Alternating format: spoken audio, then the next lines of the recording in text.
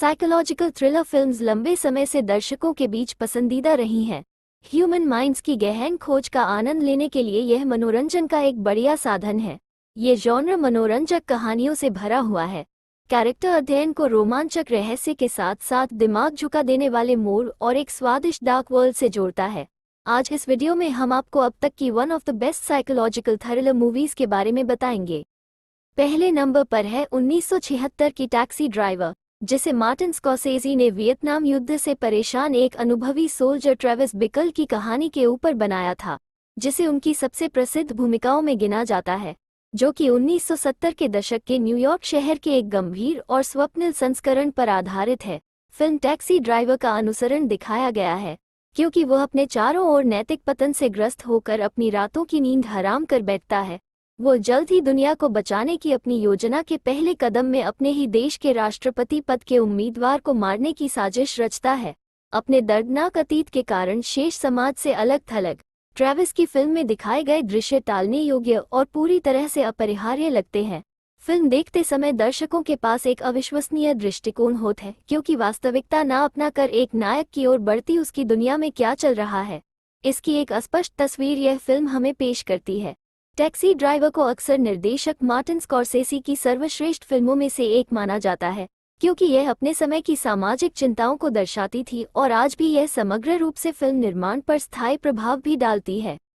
दूसरे नंबर पर है 2000 की मोमेंटो, जिसे मशहूर फिल्म डायरेक्टर क्रिस्टोफर नोलन द्वारा बनाया गया है। ये पूर्वगामी भूलने की बीमारी से पीड़ित एक व्यक्ति की कहानी है, जिसमें वह अपनी पत्नी के बलात्कार और हत्या के लिए जिम्मेदार व्यक्ति का पता लगाने के लिए संघर्ष करता है। नई यादें बनाने में असमर्थ लियोनार्ड शेल्बी एक प्रणाली तैयार करता है, जहां वह अपराधी की पहचान करने और उससे बदला लेने के लिए छवियों, नोट्स और यहां तक कि टैटू का उपयोग करता है। जिस किसी ने भी मेमेंटो के बारे में सुना है, उसे शायद पता होगा कि इसकी कथा संरचना असाधारण है, क्योंकि इसकी कहानी का एक हिस्सा उल्टे क्रम में सामने आता है, जबकि दूसरा कालानुक्रमिक रूप से घटित होता है, जो लियोनार्ड की समय की असंबद्ध धारणा को प्रतिबिंबित करता है। किसी भी तरह से क्षणिक टुकड़ों को पकड़कर रखने का लियोनार्ड का कठिन काम दर्शकों को भी ऐसा करने के लिए आमंत्रित करता है, जिससे पूरी फिल्म एक तरह की पेचीदा पहेली में बदल जाती है। ये लियोनार्ड के मानस में गोता लगाने का एक जटिल और मनोरंजक तरीका है, जो कुछ भयानक रहस्य छुपाता है। तीसरे नंबर पर है 2000 की अमेरिकन साइको, जो कि ब्रेट ईस्टन एलिस के 1991 के अप्राप्य उपन्यास पर आधारित है। अमेरिकन साइको एक बेहद लोकप्रिय फिल्म है, जिसे किसी परिचय की आवश्यकता नहीं है। मैरी हेरोन द्वारा निर्देशित यह फिल्म 1980 के दशक के उत्तरार्ध में न्यूयॉर्क शहर में घटित होती है, जहां पैट्रिक बेटमैन, क्रिश्चियन बेल, एक अमीर और सफल निवेश बैंकर के रूप में अपना सर्वश्रेष्ठ जीवन जी रहे हैं।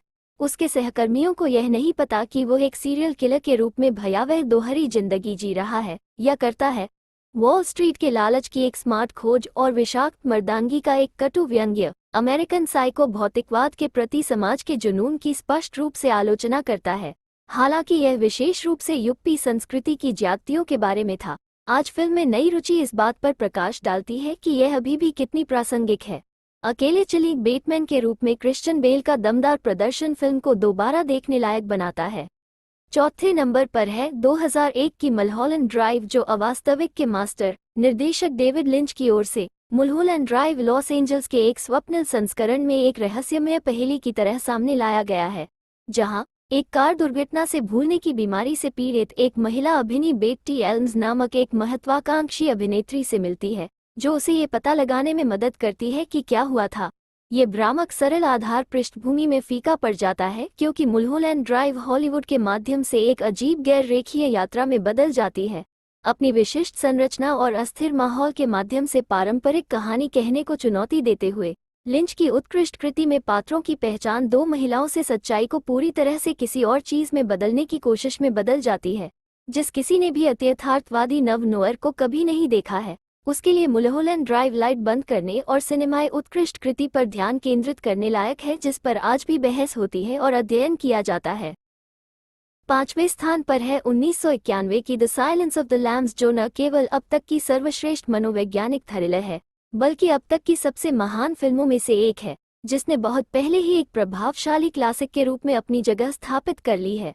जोनाथन डेमे द्वारा निर्देशित और थॉमस हैरिस के 1988 के उपन्यास पर आधारित ये फिल्म एक युवा एफबीआई एजेंट और एक नरभक्षी सीरियल किलर के बीच असामान्य रिश्ते के इर्द गिर्द घूमती है।